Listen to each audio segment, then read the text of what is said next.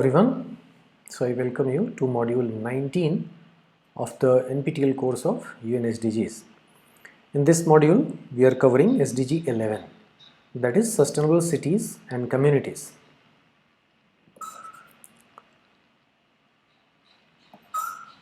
So in the progression, like we are seeing, from individualistic based to now it's coming to the social, society based and community based, right, city based.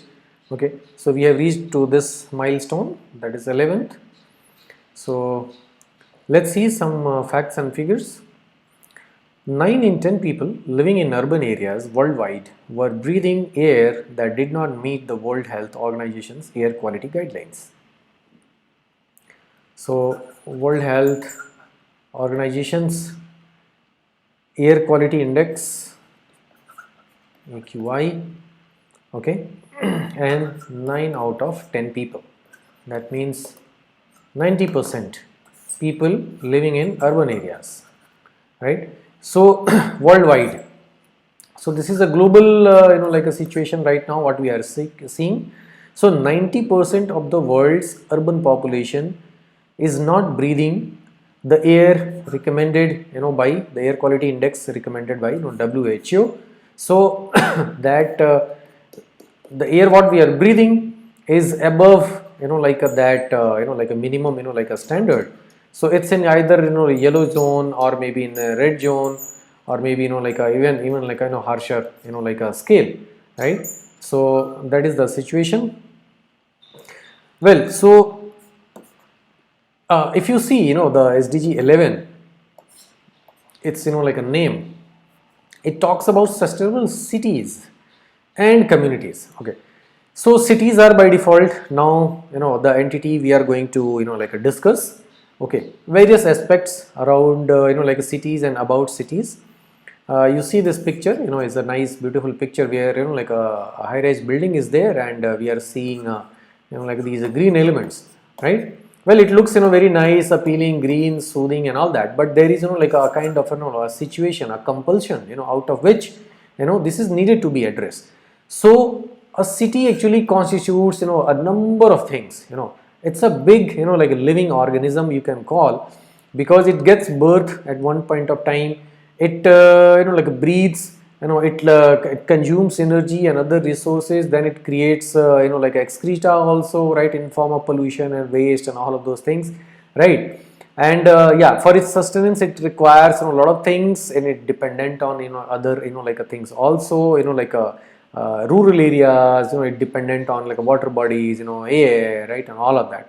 Okay, so it's a kind of like a living organism in itself, right? A city, a whole city actually may be like a housing few lakhs of people or few crores of people also, right? We are aware there are more like more populous cities, and their numbers is like like increasing every year. We are seeing new additions of like a big scale cities, and there are several megapolises now, right, across the world. So the trend what is like happening over the like a years, from rural like a population like more to now it is moving towards like a urbanized like a population like a settlement, and the percentage in rural areas is slowly decreasing, and in the urban areas it is slowly increasing. Or the middle sized towns, they are converting into bigger sized towns, villages are converting into towns, right? And smaller cities are converting into bigger cities are converting into megapolises, right, and so on. So overall, if we see, the future indicates that there will be a time when there will be big number of cities, huge size of cities, like a, and they will be consuming immense amount of resources, energy, and other things, right? And the most important part, ki majority of humanity is going to live in these like a cities, right? So that's why it becomes like relevant and necessary, like how to manage them.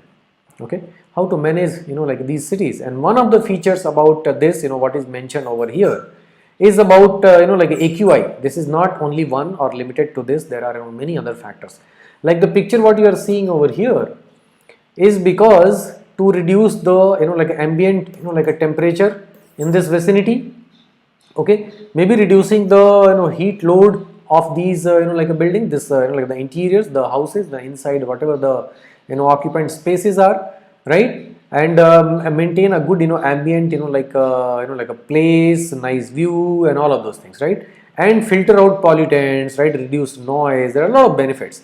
Okay, so one of the issues which has arisen in the like recent years, with respect to cities is UHIE. You may be aware, urban heat island effect, right? So urban heat island effect. What is this heat island effect over here, which needs to be like a scene, is that whenever there is like a big number of like a buildings, so these buildings are actually made up of like a concrete, brick, steel, and like a such like a structures, such materials which actually absorb a lot of heat. Okay, so there is a lot of heat and they radiate heat also in the night time, right? So in the form of infrared like a profiling, you can see like the heat signature of cities and places, okay, compared to the countryside where there is like a huge concentration of greenery and vegetation, etc.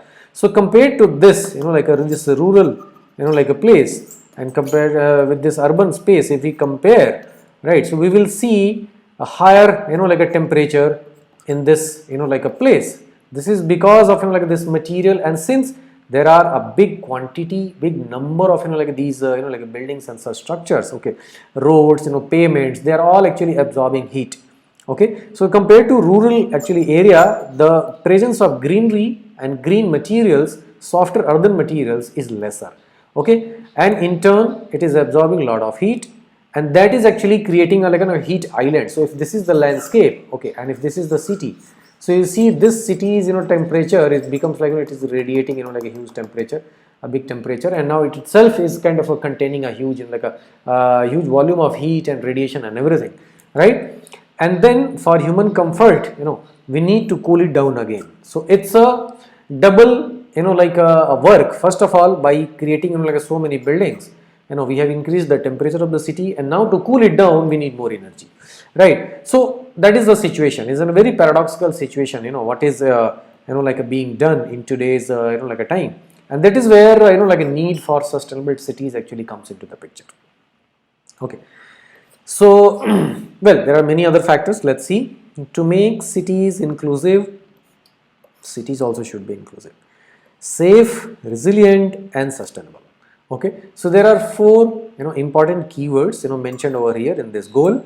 Okay, inclusive means for everyone. Okay, like in the previous SDG, in that lecture, we saw the disparity between like a urban like rich and urban poor. Okay, it's huge, and it's widening like every day, every year it's widening. That gap is also widening, and that is not like a good sign, right? So cities actually should be inclusive, so that like people from every strata, every like a level should be able to be a part of like that city.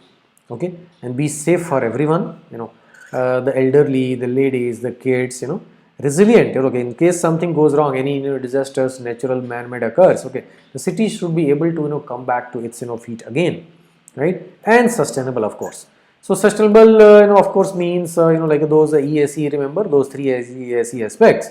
Okay, so should be environment friendly, should be like a socially like a friendly, should be like a economically like a compliant, and all of those like a things. So in a way, this actually summarizes the overall intent of SDG 11, sustainable cities and communities. Let's see why. Over 90% of COVID-19 cases are occurring in urban areas, with the 1 billion residents of the world's densely populated slums being hit the hardest. Okay, well, cities, since they are like very densely packed and a huge population is there, with so much of interaction and communication and transportation like every hour. Okay, so like a spread of any such pandemic or any other like a communicable disease or situation is not very difficult, right? It's very easy to understand like how fast it will like a spread in the whole city, right? And yeah, and in that cities also it is like it has mentioned like a slums, because in slums also, just recall the picture from previous like a lecture, slums are actually densely packed like human habitation places where a big number of people are actually living together, they are communicating with each other, they are interacting, they are intermingling. they are exchanging, they are like into business deals, they are into personal family like deals, neighborhood deals, and all of that. So there is so much of like other things happening in between, and that actually leads to this pandemic hitting them like a hard and very fast, right? So that is like the first para of like why. Even before the coronavirus, rapid urbanization meant that 4 billion people, over half of the global population in the world's cities, faced worsening air pollution, inadequate infrastructure and services, and unplanned urban sprawl, right? So, well, pandemic has happened, like maybe in several years for the first time, like of such a scale, okay. But many other issues are also there, which are happening, for a long time, they are plaguing, our cities for a long time now. So, for example, the first one comes, like air pollution, okay. Since cities have, like a higher concentration of, like industrial units, huge number of, like vehicles, and thermal power plants, right, and all of those things, if you see, or maybe any other, like industrial, like a plants, maybe pharmaceutical industry, right, and all of these are actually making, like a actually releasing a lot of exhaust in the air, in the plain air, right, and that exhaust is coming and plaguing the city itself, okay. So that is what we are discussing, majorly nowadays cities are known for their like a bad quality, like air, right, and inadequate infrastructure. Yeah, as the like cities are growing, the pace at which infrastructure is developing is always falling shorter than at the pace at which like a population is increasing, okay. And this is the reason, always the infrastructure of any city, mostly like any city or most of the cities, if not any, okay, most of the cities across the world, they are always behind, in meeting like the infrastructure demands of their like residents, okay. So this is the situation, okay. If the population is increasing like every day, okay, how fast like the infrastructure is going to cope up, okay. So this is the situation. There is always cities are like in developing stage only, and services also, like transportation, being like cities are, since they are growing very big, readily, linearly, in whichever way like they are developing, okay, you need to connect now all of those new corners, new places, like suburban areas and all of those places for easier commute across the whole city, right. And that's another like a very new kind of infrastructural like a burden on the city itself, and city is unable to meet even like such services also, like food supply, proper like a water supply, sanitation, all of these are actually important civic services for any city. Yeah, and unplanned urban sprawl, it is increasing like anything. Successful examples of containing COVID-19 demonstrate the remarkable resilience and adaptability of urban communities in adjusting to new norms. So yeah, there are like a several success stories where like a good like a measurements were taken in timely manner by the administration. The containment of COVID-19 was efficiently done, okay, and not very large number of people actually were like contaminated, or they contracted actually that virus, they were saved, okay, and in turn like those many lives were also saved, right. So that's a very there is like a direct like a ratio, direct connection between this to like a pandemic like situation. That's why it is an essential. So now we saw under like this head why why it is essential to like a manage and plan a sustainable and manageable city.